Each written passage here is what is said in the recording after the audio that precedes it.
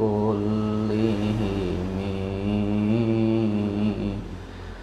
هو الحبيب الذي ترجى شفاعته لكل هول من الأهوال مقتحمي يا ربي بالمصطفى بلغ مقاصدنا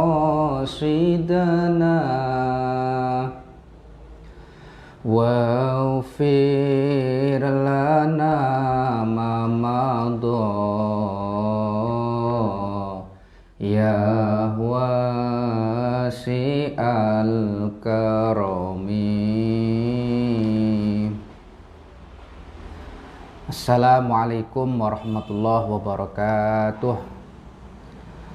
Bismillah, alhamdulillah, wassalatu wassalamu ala sayyidina Muhammad rasulillah wa ala alihi wa sahabatihi wa man tabi'a sunnatahu wa jama'atah min yaumina hadha ila yaumin nahdah, amma ba'du.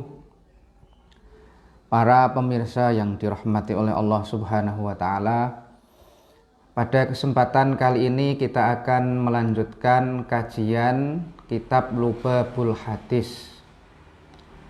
Kita akan membahas tentang keistimewaan Bismillahirrahmanirrahim. Kita tahu bahwa segala hal-hal yang baik itu sangat dianjurkan untuk dimulai dengan Bismillahirrahmanirrahim.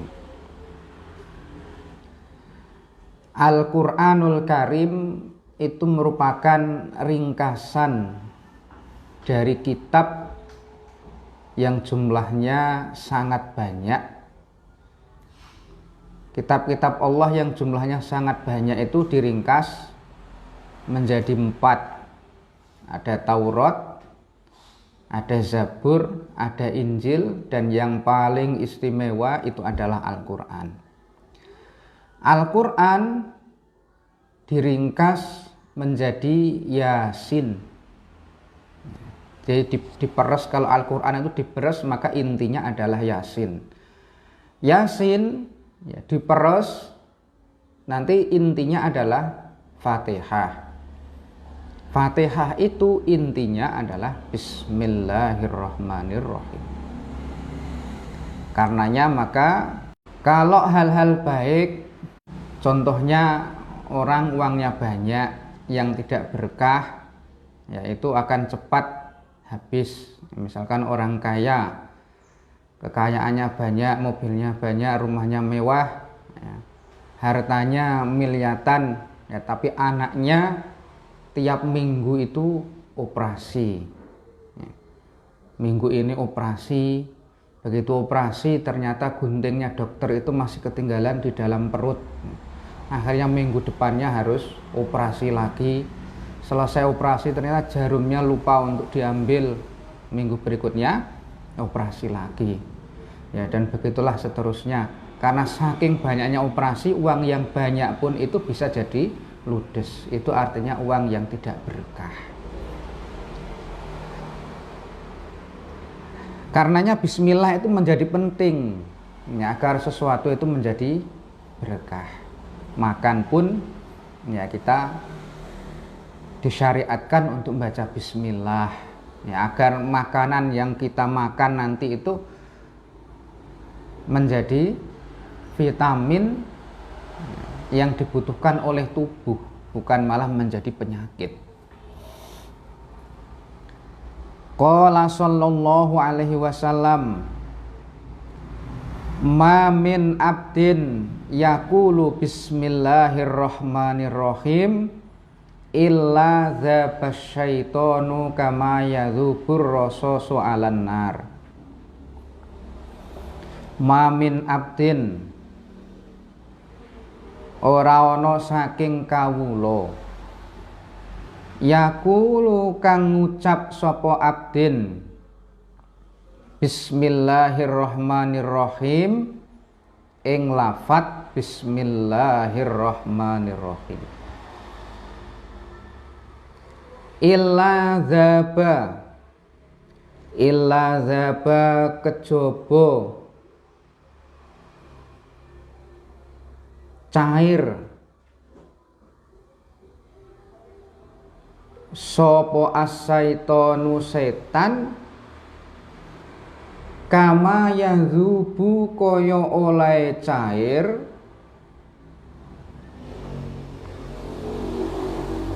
apa arrasa sutimah alan nari ing atase geni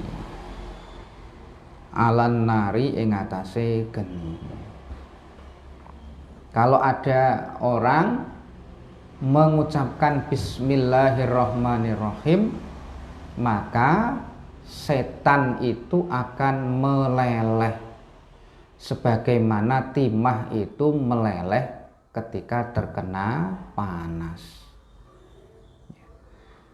Artinya orang yang sering membaca bismillah, dia tidak akan digoda oleh setan, dijauhkan dari setan, karena setan itu takut dengan bacaan bismillahirrahmanirrahim. Termasuk azan, ya, azan itu kan menjadikan setan itu lari terbirit-birit, bahkan terkencing-kencing.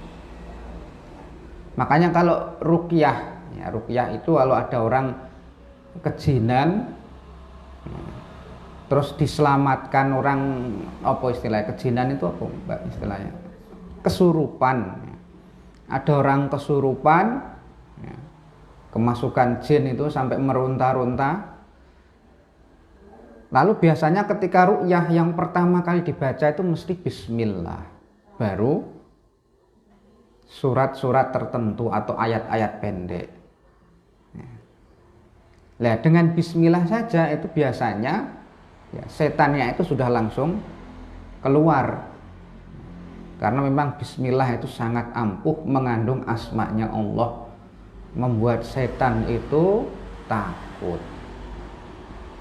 Nah, tata cara kalau misalkan pas ketepatan, ya, kita mendatangi tempat-tempat yang angker lewat kuburan atau lewat rumah yang kosong, ya, maka kita membaca bismillahirrahmanirrahim.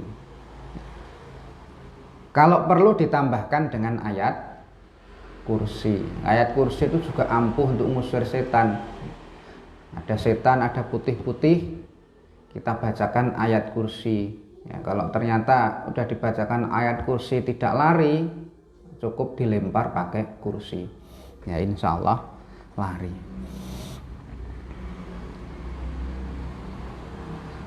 Wa qala sallallahu alaihi wasallam, ma min abdin yaqulu bismillahirrahmanirrahim illa amarallahu ta'ala al-kiram al-katibin ayyaktubu fi diwanihi arba'u mi'ati hasanatin.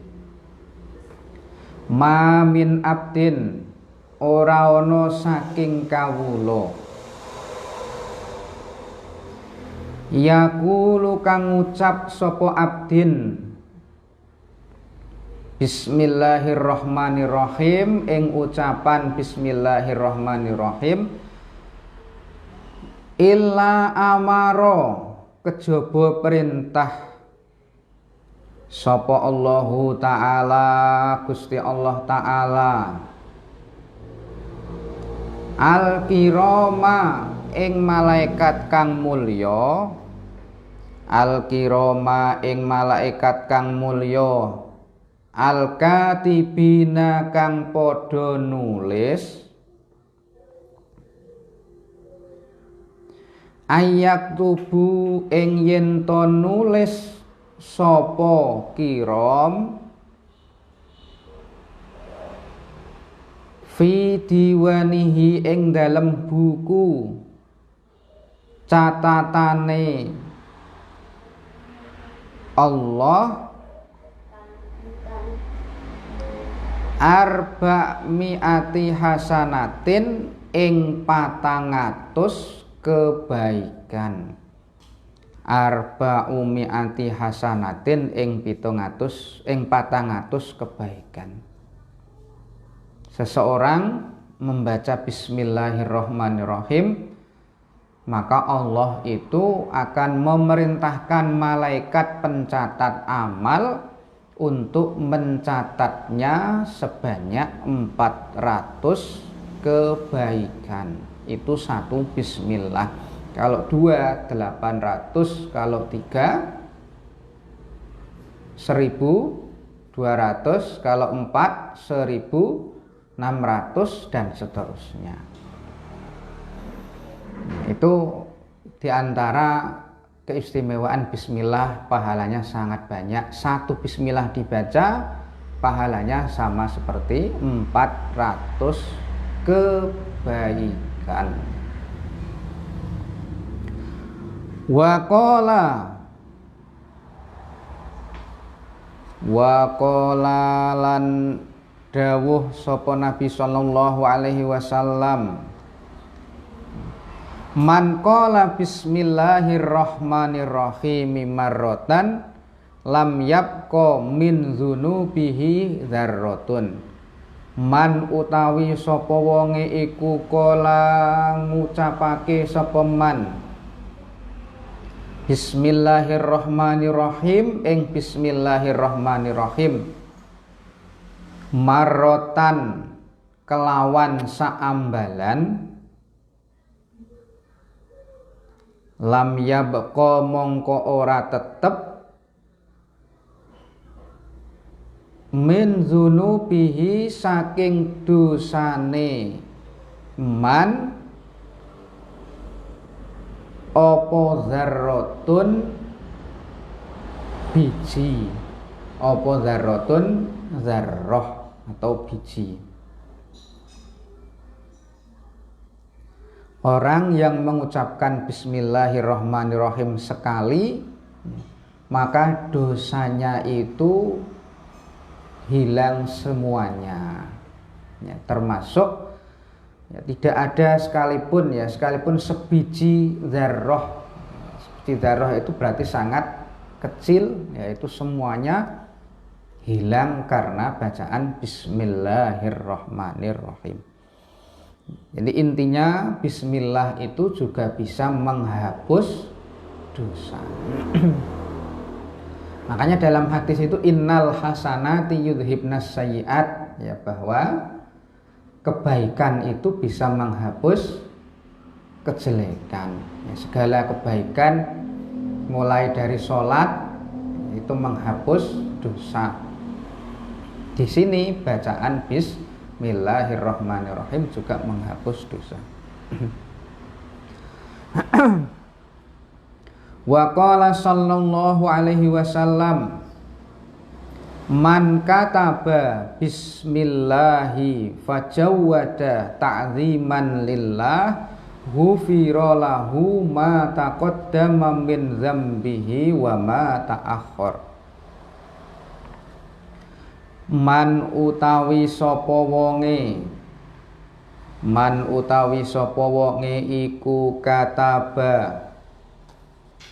iku kataba nulis sapa man bismillahi ing bismillah fajawada mongko ngapii sapa man ing bismillah, fajawada mongko ngapii sapa man ing bismillah,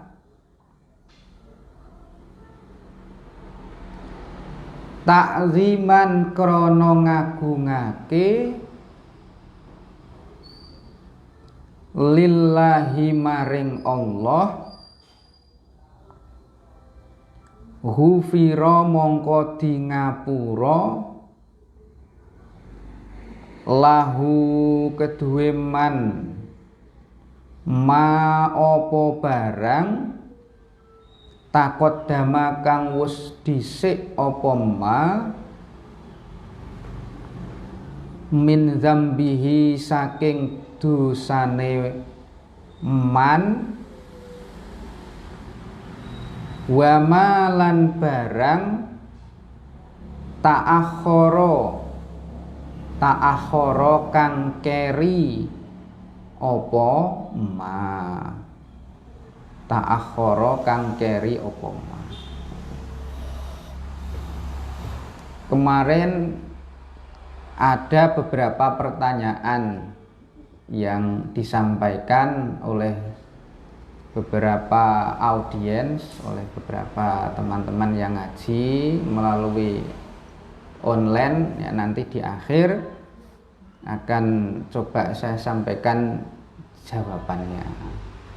Jadi ngaji kita ini yang ngikuti banyak ya, ada dari channel Arisalah sendiri, ada dari channel kiaiku.com.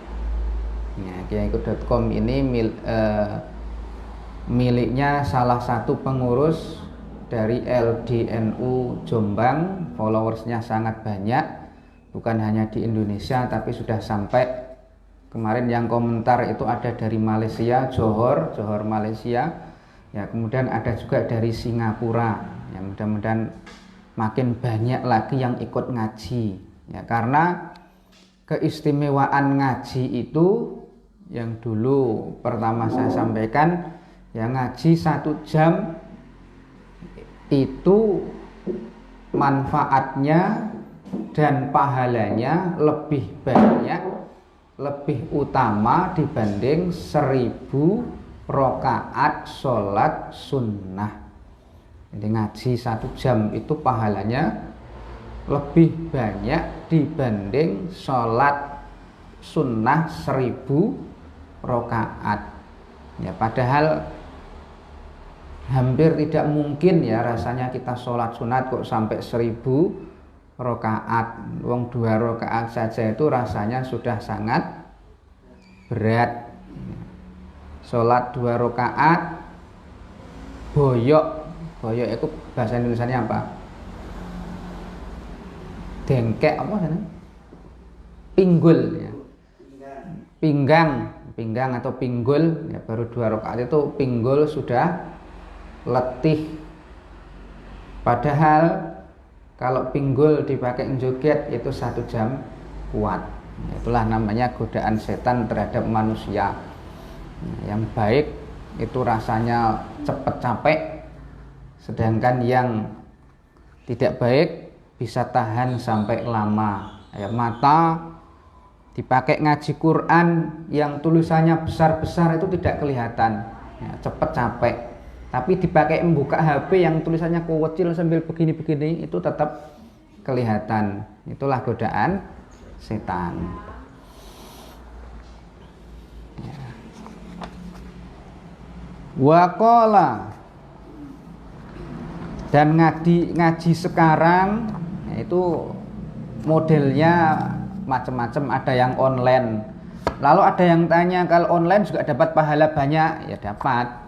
Orang mendengarkan saja tanpa nulis ya, tanpa ngartikan ya, itu sudah pahalanya sudah sangat banyak ya. Wa qala sallallahu alaihi wasallam, idza kataba ahadukum bismillahirrahmanirrahim falyamuddar rahman. Ya, halaman 8 ya, barangkali ada teman-teman yang baru bergabung. Ini karena ngajinya online ya, kemarin ada yang tanya apakah kitabnya itu pakai portofolio atau kertas folio ya, ada yang tanya seperti itu. Jadi sebenarnya kitabnya itu aslinya adalah kitab kuning seperti ini ya, kitab kuning ya, akan tetapi karena yang ngaji online para santri tempatnya jauh ada beberapa di tempat masing-masing, maka kita memakai yang PDF, ya, versi PDF untuk di fotokopi di rumahnya masing-masing untuk dimaknani di tempatnya masing-masing sebagaimana tradisi di pesantren. Idza kataba nalikane nulis sapa ahadukum salah siji sira kabeh Bismillahirrahmanirrahim ing Bismillahirrahmanirrahim falyamut mongko becik ndawakake sapa ahad falyamut mongko becik ndawakake sapa ahad ar-rahmana ing lafat ar-rahman, ar-rahmana ing lafat rahman. Jadi kalau nulis Bismillahirrahmanirrahim, ya itu ar-rahman, ar-rahmannya disuruh memanjangkan. Saya lihat di keterangan hadis ini, ya, maksudnya yang dipanjangkan adalah lamnya. Jadi lamnya itu dipanjangkan, sama mimnya itu dipanjangkan, ya, ar-rahman. Kemungkinan, kata para ulama, ada rahasia dalam penulisan tersebut, ya. Makanya biasanya ada tata cara dalam menuliskan, apa kalau di kita ada rajah itu ya, rajah atau apa istilahnya, ya rajah, ya. Jadi penulisan ayat-ayat tertentu dalam Quran itu ternyata ada faedahnya. Termasuk yang pernah diijazahkan oleh beliau Kiai Haji Abdul Ghafur, pengasuh pesantren Sunan Derajat Lamongan, yaitu kalau ingin kaya, ya, ingin punya duit banyak, itu ada doanya. Orang punya utang banyak, ya, ingin cepat lunas, ada doanya. Ingin dapat jodoh, ya, sudah usianya belum ketemu jodohnya, kemudian ingin dapat jodoh, itu juga ada doanya. Ya. Doanya, ya ini untuk semua hajat, ya untuk semua kebutuhan. Ya, yang penting satu doa itu untuk satu hajat, ya. Umpamanya ingin bisa ngelunasi utang, bisa membaca surat Yasin sebanyak 41 kali. Yasin 41 kali. Tidak harus satu majelis, bisa dibagi sekian majelis. Misalkan sehari satu, berarti kita butuh 41 hari. Tuh, ya, 41 hari. Yang penting totalnya 41 kali dan untuk satu tujuan. Maka insya Allah, ya insya Allah, ya yakin, ya kita yakin pasti akan diijabahi oleh Allah Subhanahu wa Ta'ala.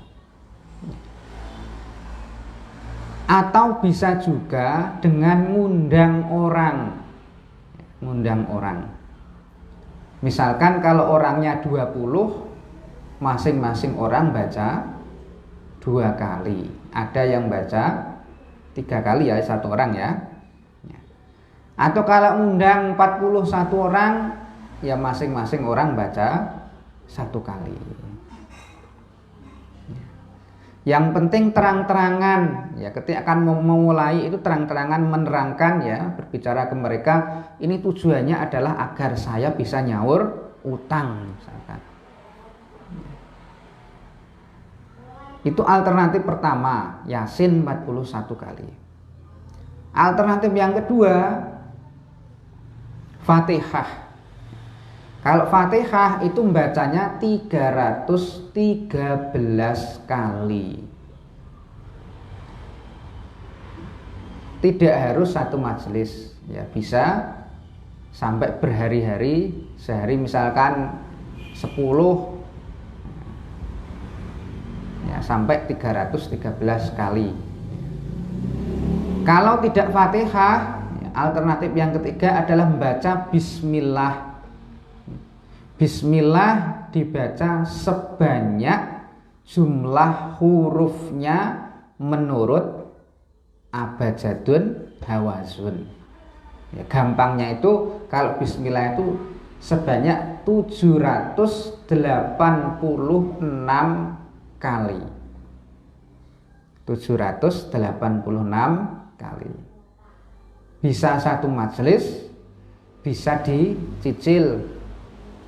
Maka insya Allah hajat apapun, keinginan apapun akan terpenuhi.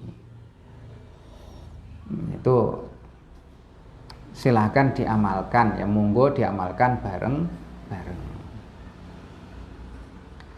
Wa qala sallallahu alaihi wasallam, innallaha subhanahu wa ta'ala zayyanas samaa bil kawakib wa zayyanal malaikata bi Jibril wa zayyanal jannata bil huri wal qusur. Innallaha subhanahu wa ta'ala, sak temene Allah subhanahu wa ta'ala iku zayyana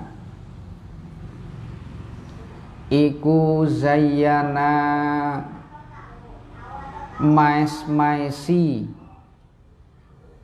sapa Allah as-samaa ing langit bil kawakibi kelawan pira-pira bintang, wa zayyana lan maes-maesi sapa Allah al malaikata ing malaikat bi Jibrila kelawan Jibril, wa zayyana lan maes-maesi sapa Allah al jannata ing swarga bil huri kelawan widodari, bil huri kelawan widodari wal kusuri lan kerajaan, wal kusuri lan kerajaan. Allah itu menghiasi langit dengan bintang. Adanya kita bisa tahu jalanan di malam hari itu karena ada rembulan dan bintang. Pelayar, orang yang berlayar di tengah lautan tidak tahu arah mana utara, selatan, barat, dan timur, maka dia bisa menggunakan bintang sebagai petunjuk. Ya, maka bintang itu penting untuk langit, ya, sampai dikatakan sesuatu langit itu indah karena ada bintangnya. Ya, makanya sampai ada orang yang jerawatan, ya punya jerawatnya banyak itu, ya wajah tanpa jerawat ibarat langit tanpa bintang. Yaitu untuk apa? Menyenangkan, membahagiakan hatinya orang yang punya jerawat. Kemudian malaikat, ya Allah itu menghiasi malaikat dengan malaikat Jibril. Jibril itu sebagai sayyidul malaikah, sebagai rajanya malaikat. Wa zayyanal jannah bil hur wal qusur. Allah itu menghiasi surga dengan apa? Dengan bidadari. Jadi nanti kalau sudah di surga ya akan dipertemukan dengan bidadari yang konon itu sangat cantik. Sekalipun bidadari itu sangat cantik, tetapi masih kalah sama siapa? Ya, sama perempuan dunia yang masuk surga. Jadi sekalipun bidadari itu cantik masih kalah sama mbak-mbak, ya, masih kalah sama santri-santri risalah ya nanti ya. Wal kusur, kerajaan atau istana. Nanti penduduk surga itu akan dibangunkan istana megah mewah untuk masing-masing. Di surga itu isinya cuma seneng-seneng. Sekalipun makan minum tidak pengen BAB juga tidak kencing. Sekalipun berkeringat, keringatnya itu wangi. Sekalipun berhubungan suami istri tidak akan hamil, ya, karena hamil itu simbol kelelahan, keletihan. Tidak mungkin ada penduduk surga yang lelah dan capek. Ya. Sekalipun berhubungan berkali-kali tetap tidak hamil, hanya senang-senangnya saja, merasakan nikmatnya saja. Itulah kenikmatan yang ada di surga.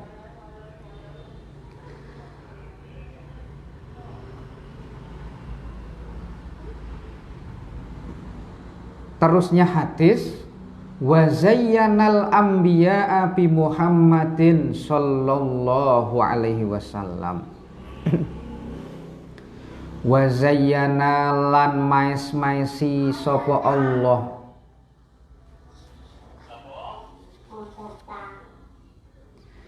al anbiya'a ing pira-pira nabi bi Muhammadin sallallahu alaihi wasallam kelawan Nabi Muhammad sallallahu alaihi wasallam. Wa zayyana lan mais-maisi sapa Allah al ayyama ing pira-pira dina biyaumil jumu'ati kelawan dina Jum'ah. Wa zayyana lan mais-maisi sapa Allah al-layaliya ing pira-pira wengi bilailatil qadari kelawan Lailatul Qadar. Wa zayyana lan mais-maisi sapa Allah as-suhura ing pira-pira ulan bi syahri Ramadhana kelawan ulan Ramadan.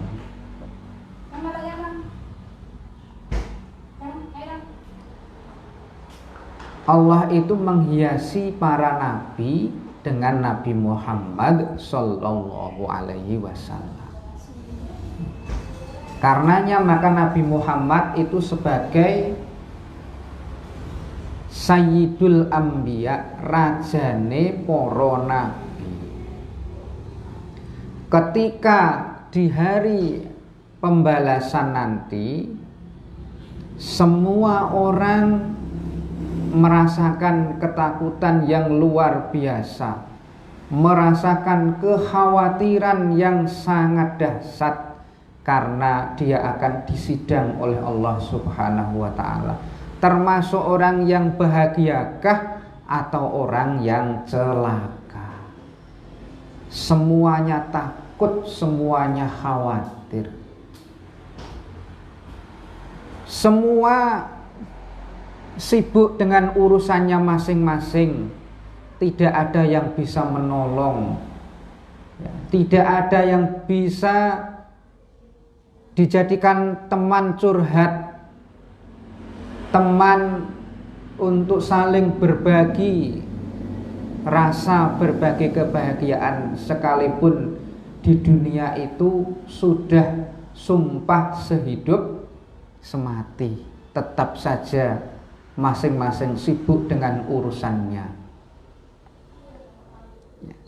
Hanya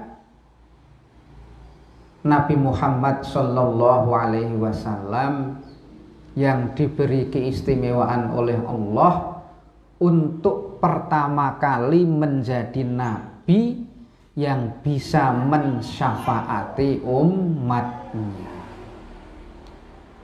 Di saat umatnya Nabi Adam, di saat umatnya Nabi Nuh, Nabi Ibrahim dan nabi-nabi yang lainnya itu wadul, apa wadul itu? Mengeluh, minta pertolongan kepada nabinya masing-masing, dan para nabi-nabi itu tidak bisa berkata apa-apa, tetapi Nabi Muhammad Sallallahu Alaihi Wasallam bisa memberikan syafaat umatnya. Ada umatnya yang kelihatannya kesusahan karena di dunia sangat cinta kepada Nabi Muhammad, dengan suka membaca sholawat, akhirnya ditolong oleh Rasulullah Sallallahu Alaihi Wasallam. Mudah-mudahan kita semuanya yang ngaji ini kelak di hari kiamat mendapatkan syafaat dari baginda Rasulullah Sallallahu Alaihi Wasallam. Paling tidak karena kita ini ngaji hadis Nabi. Kita ngaji hadisnya Nabi, ini kitab Lughbabul Hadis tentang hadis, itu merupakan bukti kalau kita itu cinta kepada Nabi. Kalau Nabi itu kita cintai, maka Nabi juga akan cinta kepada kita. Nabi cinta kepada kita, berarti Allah itu juga cinta kepada kita. Kalau kita sudah dicintai Nabi, sudah dicintai oleh Allah, maka insya Allah jaminan surga akan kita dapatkan. Amin Allahumma amin. Wa zayyanal ayyam biyaumil jum'ah. Allah menghiasi hari dengan hari Jumat. Jumat itu sayyidul ayyam, rojone dino, rajanya hari. Hari yang paling mulia itu hari Jumat. Karenanya banyak amal-amal yang perlu kita laksanakan hari Jumat. Kalau di kita ya tradisinya ziarah kubur. Malamnya, malam Jumat boleh membaca surat Al-Kahfi, boleh membaca surat Yasin. Yasin boleh, Al-Kahfi boleh. Yang tidak boleh apa? Yang tidak boleh membaca surat cinta dari istrinya tetangga. Nah, itu tidak boleh. Karena ada ya, akhir-akhir ini tuh ada meme yang saya baca itu yang mengatakan kalau suaminya baca Yasin, istrinya baca Al-Kahfi, nanti di surga itu tidak bisa ketemu. Ada yang buat meme seperti itu kan nggak genah ya, harus diluruskan. Mau Al-Kahfi boleh, Yasin juga boleh. Yang salah siapa? Yang nggak membaca.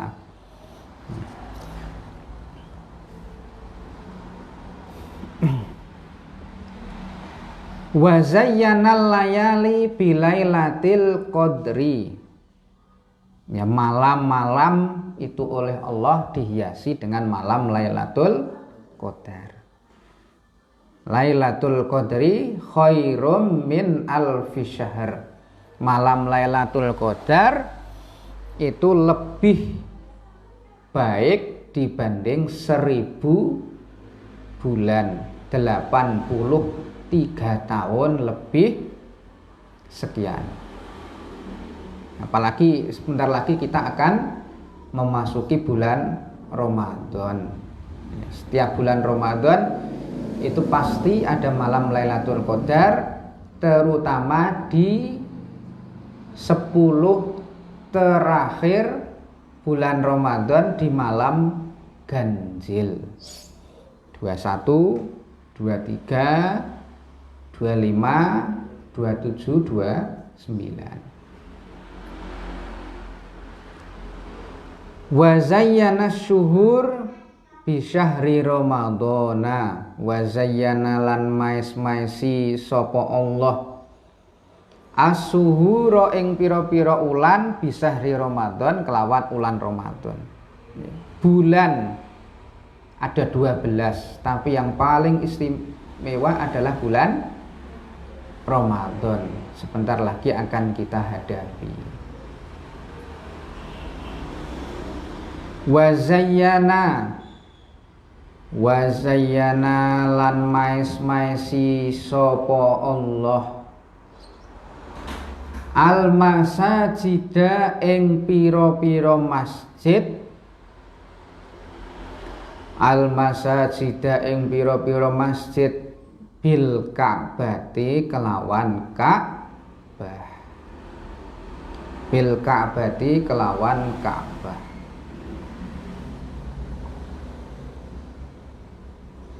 Masjid oleh Allah diberi hiasan yang paling utama adalah Ka'bah. Ka'bah itu ada di Masjidil Haram di kota Mekah. Ya, mudah-mudahan semua jamaah diberikan jalan, diberikan kemudahan oleh Allah Subhanahu wa taala untuk bisa ziarah ke Mekah dan Madinah. Amin Allahumma amin. Kuncinya banyak membaca surat Al-Waqiah. Ya, Al-Waqiah itu setiap selesai sholat maghrib bisa melancarkan rizki. Al-Waqiah selesai maghrib, di antara manfaatnya melancarkan rizki. Ya. Ditambah ya, kalau misalkan tidak Al-Waqiah ya, sholat duha. Sholat duha itu sebagai sarana untuk melancarkan rizki. Wa zayyana lan mais-maisi sapa Allah al-kutuba ing pira-pira kitab bil Qur'ani kelawan Al-Qur'an.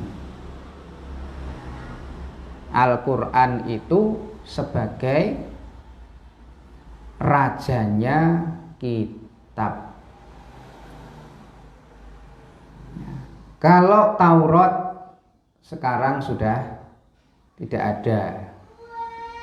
Kalaupun ada sudah banyak dirubah. Injil juga seperti itu, Zabur juga seperti itu. Tapi Al-Qur'an oleh Allah dijamin inna nahnu nazzalna dzikra wa inna lahu lahafizun.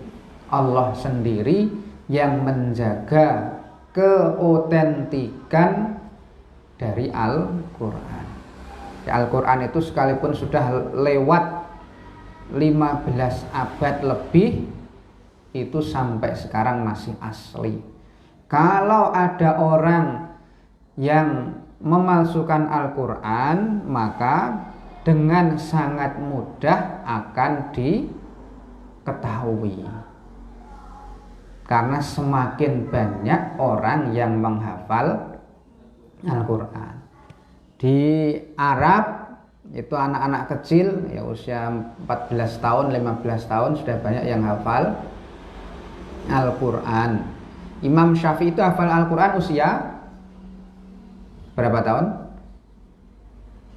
10 tahun, iya, 10 tahun ya. Ya, artinya di usia yang masih sangat belia, yaitu Imam Syafi'i sudah hafal Quran. Dan begitu pula anak-anak kecil juga banyak yang sudah hafal Quran. Tapi hafal Quran itu harus diimbangi dengan pemahaman yang benar terhadap Al-Quran. Karena kalau hafal saja itu ada kecenderungan menjadi orang yang radikal. Orang hafal tok kemudian memahami Al-Quran dari artinya itu bisa bahaya ya. Maka harus paham ilmu-ilmu lain yang terkait dengan Al-Quran. Tafsir lah ya, minimal itu tafsir dari Al-Quran. Ada orang hafal surat, hafal ayat tentang perang, kalau dipahami dari artinya itu kan bahaya. Wa qatilul musyrikina kafatan kama yuqatilunakum kafah. Ya, kalau ada orang musyrik langsung dibunuh, ya, itu kan bahaya. Di Indonesia banyak orang non muslim, bahaya kalau cuma mengartikan itu. Maka harus dipahami tafsirnya, maksudnya bagaimana sih maksud sebenarnya dari ayat tersebut. Wa zayyanal Qur'an bi bismillahirrahmanirrahim. Menghiasi Al-Qur'an dengan bismillahirrahmanirrahim. Maka bismillah itu adalah inti dari Al-Qur'an. Ya. Karenanya faedahnya juga sangat banyak sebagaimana yang telah kita kasih tadi. Ya. Mudah-mudahan bermanfaat. Amin Allahumma amin. Ada yang tanya kalau janda ya, ada salah satu netizen yang tanya kalau janda itu siapa walinya? Walinya ya tetap orang tuanya. Jadi orang tuanya itu menjadi wali bagi anaknya, baik yang masih perawan atau sudah janda. Kalau tidak ada orang tua ya ke kakek, tidak ada kakek, paman dan seterusnya sebagaimana yang kita pelajari dalam kitab fikih. Kalau ada pertanyaan kedua ya, kalau ada orang yang membunuh anaknya yang masih kecil, bagaimana hukumnya? Ya, kalau hukum membunuhnya jelas haram. Ya. Membunuh jiwa, membunuh orang itu hukumnya haram, dosanya sangat besar. Akan tetapi Allah itu maha mengampuni. Kalau dia bertobat dengan sebenar-benar taubat, maka insya Allah Allah itu akan mengampuni segala dosa-dosanya. Apakah syirik itu juga diampuni oleh Allah? Jawabannya juga diampuni selama dia taubat. Adapun syirik yang tidak diampuni itu adalah syirik yang dibawa sampai mati. Sampai mati. Jadi patokannya itu ya mati itu. Ketika syakaratul maut itu ya dia orang yang beriman atau tidak, dia orang yang bertaubat atau tidak. Sebanyak apapun dosa, bahkan cerita di zaman Bani Israel ada orang yang membunuh 100 orang. Betul ya, 100 orang ya. Itu kan sangat besar dosanya. Itu satu orang saja dibunuh itu sudah dosanya sangat besar, apalagi ini 100. Tapi karena dia ada keinginan untuk taubat, dia keluar dari negaranya, dari kampungnya, menuju ke kampung lain. Belum sampai dia nyampe di kampung yang lain, sudah kedahuluan mati, maka dosanya itu semuanya diampuni oleh Allah Subhanahu wa Ta'ala, karena sudah ada niat untuk taubat. Itulah enaknya agama Islam ya, kita punya Allah itu maha mengampuni segala macam dosa asalkan kita tulus ya. Sekian, mudah-mudahan bermanfaat. Kita tutup dengan doa wal asri innal insana lafi khusrin illa illalladzina amanu wa amilus solihati wa tawassaw bil haqqi wa tawassaw bis sabr. Subhanakallahumma bihamdika asyhadu an la ilaha illa anta astaghfiruka wa atubu ilaik. Wassalamualaikum warahmatullahi wabarakatuh.